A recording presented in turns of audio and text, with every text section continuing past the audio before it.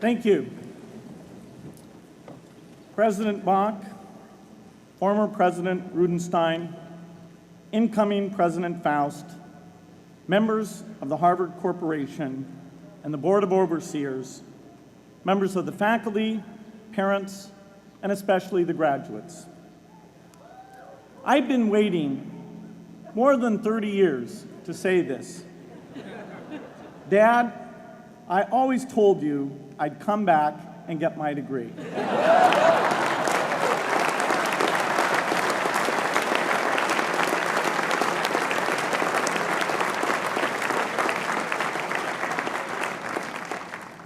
I want to thank Harvard for this honor.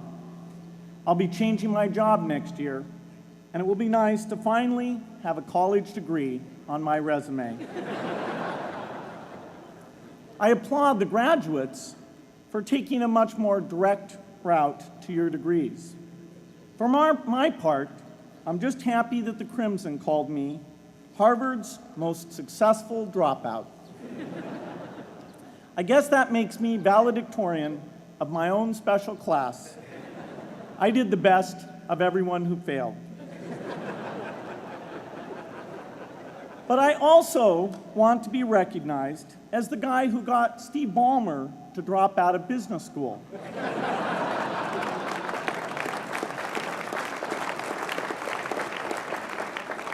I'm a bad influence.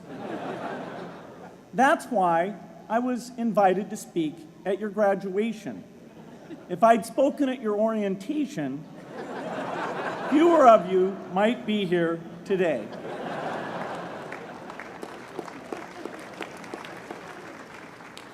Harvard was a phenomenal experience for me. Academic life was fascinating. I used to sit in on lots of classes that I hadn't even signed up for. And dorm life was terrific. I lived up at Radcliffe in Currier House. There were always a lot of people in my dorm room late at night discussing things because everyone knew that I didn't worry about getting up in the morning. That's how I came to be the leader of the antisocial group. We clung to each other as a way of validating our rejection of all those social people. Radcliffe was a great place to live. There were more women up there, and most of the guys were math science types.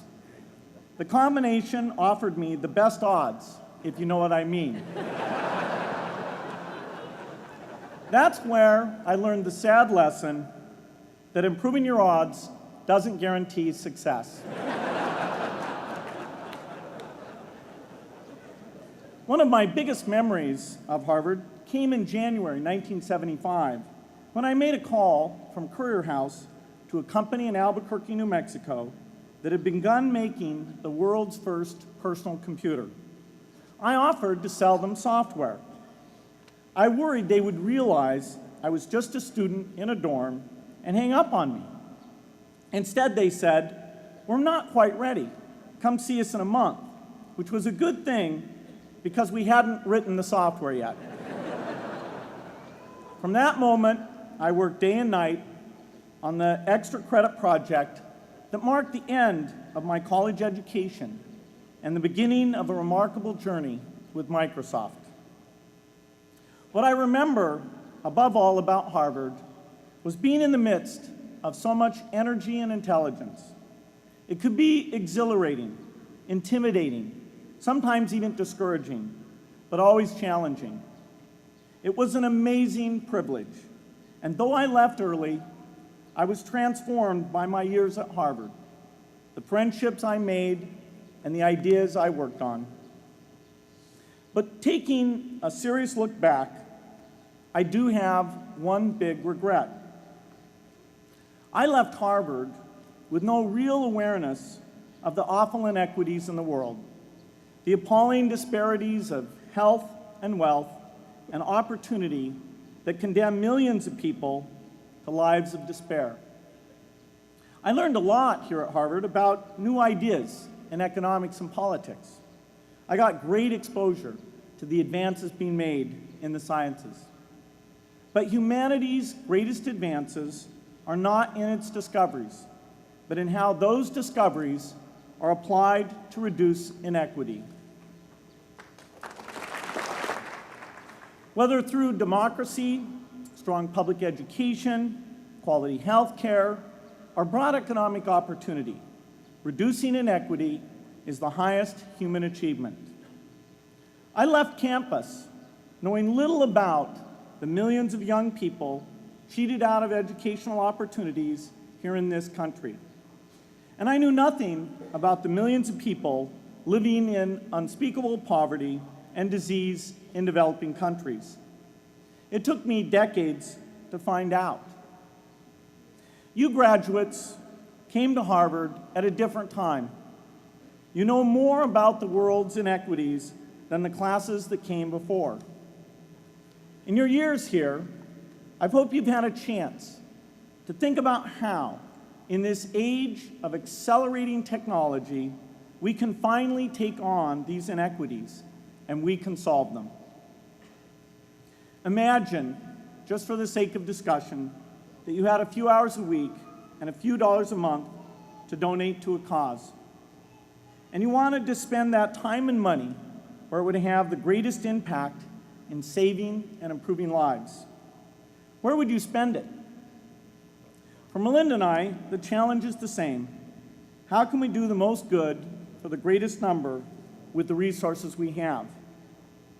During our discussions on this question, Melinda and I read an article about the millions of children who are dying every year in poor countries from diseases that we had long ago made harmless in this country: measles, malaria, pneumonia, hepatitis B, yellow fever. One disease that I had never heard of, rotavirus, was killing 500,000 children each year, none of them in the United States. We were shocked. We had assumed that if millions of children were dying and they could be saved, the world would make it a priority to discover and deliver the medicines to save them. But it did not. For under $1, there were interventions that could save lives that just weren't being delivered. If you believe that every life has equal value, it's revolting to learn that some lives are seen as worth saving and others are not. We said to ourselves, this can't be true, but if it is true, it deserves to be the priority of our giving. So we began our work in the same way anyone here would begin it. We asked, how could the world let these children die? The answer is simple and harsh. The market did not reward saving the lives of these children, and governments did not subsidize it. So the children died because their mothers and fathers had no power in the market and no voice in the system.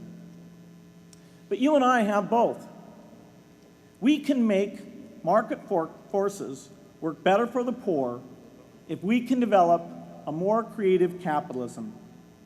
If we can stretch the reach of market forces so that more people can make a profit, or at least earn a living, serving people who are suffering from the great inequities. We can also press governments around the world to spend taxpayer money in ways that better reflect the values of the people who pay the taxes. If we can find approaches that meet the needs of the poor in ways that generate profits for business and votes for politicians, we will have found a sustainable way to reduce inequity in the world. Now, this task is open-ended. It can never be finished. But a conscious effort to answer this challenge can change the world. I am optimistic that we can do this. But I talk to skeptics who claim there is no hope. They say, inequity has been with us since the beginning and will be with us until the end, because people just don't care. I completely disagree. I believe we have more caring than we know what to do with. All of us here in this yard, at one time or another, have seen human tragedies that broke our heart, and yet we did nothing, not because we didn't care, but because we didn't know what to do. If we had known how to help, we would have acted. The barrier to change is not too little caring. It is too much complexity. To turn caring into action, we need to see a problem, see a solution, and see the impact. But complexity blocks all three steps. Even with the advent of the internet and 24-hour news, it is still a complex enterprise to get people to truly see the problems. When an airplane crashes, officials immediately call a press conference. They promise to investigate, determine the cause, and prevent similar crashes in the future. But if the officials were brutally honest, they would say, of all the people in the world who died today from preventable causes, 0.5% were on this plane. We're determined to do everything possible to solve the problem that took the lives of the 0.5%. The problem is not just the plane crash, but the millions of preventable deaths. We don't read much about these deaths. The media covers what's new, and millions of people dying is nothing new. So it stays in the background where it's easy to ignore. But even when we do see it or read about it, it's difficult to keep our eyes on the problem. It's difficult to look at suffering if the situation is so complex that we don't know how to help. And so we look away. If we can really see a problem, which is the first step, we come to the second step, cutting through the complexity to find a solution. Finding solutions is essential if we want to make the most of our caring. If we have clear and proven answers anytime an organization or individual asks, "How can I help?" then we can get action, and we can make sure that none of the caring in the world is wasted. But complexity makes it hard to mark a path of action for everyone who cares, and makes it hard for their caring to matter. Cutting through complexity to find solutions runs through 4 predictable stages: determine a goal, find the highest impact approach, deliver the technology ideal for that approach, and in the meantime, use the best application of technology you already have, whether it's something sophisticated like a new drug or something simple like a bed net. The AIDS epidemic offers an example. The broad goal, of course, is to end the disease. The highest leverage approach is prevention. The ideal technology would be a vaccine that gives lifelong immunity with a single dose. So governments, drug companies, and foundations are funding vaccine research. But their work is likely to take more than a decade. So in the meantime, we have to work with what we have in hand, and the best prevention approach we have now is getting people to avoid risky behavior. Pursuing that goal starts the 4-step cycle again. This is the pattern. The crucial thing is to never stop thinking and working, and never do what we did with malaria and tuberculosis in the 20th century, which is to surrender to complexity and quit. The final step, after seeing the problem and finding an approach, is to measure the impact of the work and to share that, success or failure, so that others can learn from the efforts. You have to have the statistics, of course. You have to be able to show, for example, that a program is vaccinating millions more children. You have to be able to show, for example, a decline in the number of children dying from the diseases. This is essential not just to improve the program, but also to help draw more investment from business and government. But if you want to inspire people to participate, you have to show more than numbers. You have to convey the human impact of the work so people can feel what saving a life means to the families affected. I remember going to the World Economic Forum some years back and sitting on a global health panel that was discussing ways to save millions of lives. Millions. Think of the thrill if you could save just one person's life, then multiply that by millions. Yet, this was the most boring panel I've ever been on. Ever. So boring, even I couldn't stand it.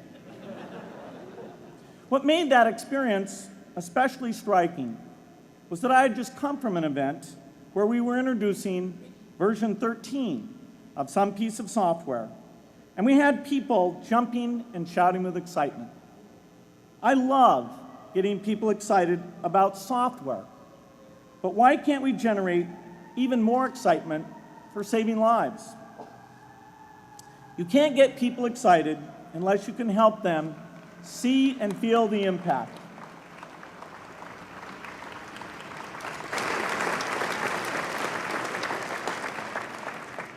The way to do that is another complex question. Still, I'm optimistic. Yes, inequity has been with us forever, but the new tools we have to cut through complexity have not been with us forever. They are new. They can help us make the most of our caring, and that's why the future can be different from the past. The defining and ongoing innovations of this age, biotechnology, the personal computer, and the internet, give us a chance we've never had before to end extreme poverty and end death from preventable disease. 60 years ago, George Marshall came to this commencement, and he announced a plan to assist the nations of post-war Europe. He said, I quote, "I think one difficulty is that the problem is one of such enormous complexity that the very mass of facts presented to the public by press and radio make it exceedingly difficult for the man in the street to reach a clear appraisement of the situation. It is virtually impossible at this distance to grasp at all the real significance of the situation." 30 years after Marshall made his address, which was 30 years ago, as my class graduated without me, technology was emerging that would make the world smaller, more open, more visible, less distant. The emergence of low-cost personal computers gave rise to a powerful network that has transformed opportunities for learning and communicating. The magical thing about this network is not just that it collapses distance and makes everyone your neighbor. It also dramatically increases the number of brilliant minds we can bring in to work together on the same problem. And it scales up the rate of potential innovation to a staggering degree. At the same time, for every person who has access to this technology, 5 people don't. That means many creative minds are left out of this discussion. Smart people with practical intelligence and relevant experience who don't have the technology to hone their talents or contribute their ideas to the world. We need as many people as possible to gain access to this technology because these advances are triggering a revolution in what human beings can do for one another. They are making it possible, not just for national governments, but for universities, corporations, small organizations, and even individuals to see problems, see approaches, and measure the impact of their efforts to address the hunger, poverty, and desperation George Marshall spoke of 60 years ago. Members of the Harvard family, here in the yard is one of the great collections of intellectual talent in the world. For what purpose? There is no question that the faculty, the alumni, the students, and the benefactors of Harvard have used their power to improve the lives of people here and around the world. But can we do more? Can Harvard dedicate its intellect to improving the lives of people who will never even hear its name? Let me make a request of the deans and the professors, the intellectual leaders here at Harvard. As you hire new faculty, award tenure, review curriculum, and determine degree requirements, please ask yourself, should our best minds be more dedicated to solving our biggest problems? Should Harvard encourage its faculty to take on the world's worst inequities?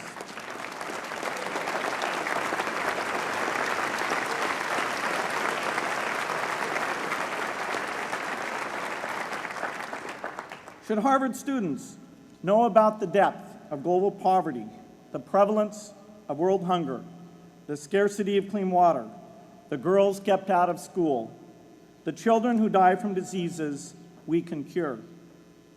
Should the world's most privileged learn about the lives of the world's least privileged? These are not rhetorical questions.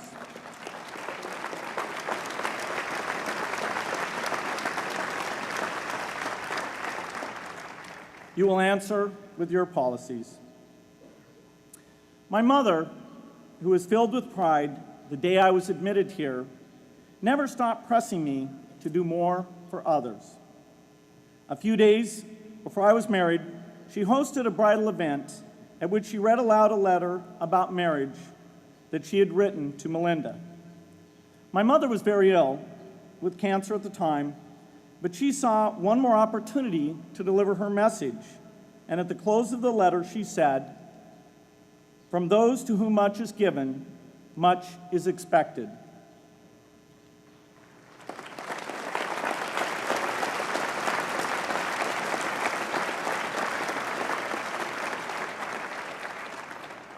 When you consider what those of us here in this yard have been given in talent, privilege, and opportunity, there is almost no limit to what the world has a right to expect from us. In line with the promise of this age, I want to exhort each of the graduates here to take on an issue, a complex problem, a deep inequity, and become a specialist on it. If you make it the focus of your career, that would be phenomenal. But you don't have to do that to make an impact. For a few hours every week, you can use the growing power of the internet to get informed, find others with the same interests, see the barriers, and find ways to cut through them. Don't let complexity stop you. Be activists. Take on big inequities. I feel sure it will be one of the great experiences of your lives. You graduates are coming of age in an amazing time. As you leave Harvard, you have technology that members of my class never had. You have awareness of global inequity, which we did not have. And with that awareness, you likely also have an informed conscience that will torment you if you abandon these people whose lives you could change with modest effort. You have more than we had. You must start sooner and carry on longer. And I hope you will come back here to Harvard 30 years from now and reflect on what you have done with your talent and your energy. I hope you will judge yourselves not on your professional accomplishments alone, but also on how well you have addressed the world's deepest inequities, on how well you treated people a world away who have nothing in common with you but their humanity. Good luck.